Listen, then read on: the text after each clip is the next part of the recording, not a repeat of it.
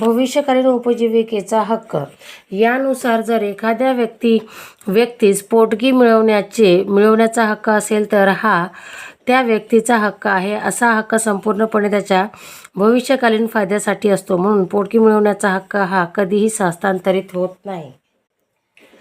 दावा खटला दाखल करण्यासाठी किंवा न्यायालयाचा हक्क न्यायालयात खटला दाखल दावा करण्याचा हक्क हस्तांतरित करता येत नाही. व्यक्तीला अनिश्चित अशा नुकसान भरपाईच्या वसुलीसाठी असलेला दावा दाखल करण्याचा हक्क हस्तांतरित करता येत नाही.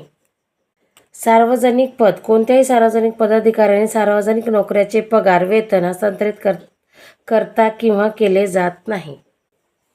निवृत्तीवेतन, पेन्शन आणि स्टायपेंड भूदल, नौदल व वायुदल यातील व्यक्तींना मिळणारा स्टायपेंड तसेच राजकीय व सरकारी क्षेत्रातील व्यक्तींना मिळणारे निवृत्तीवेतन यांचे हस्तांतरण करता येत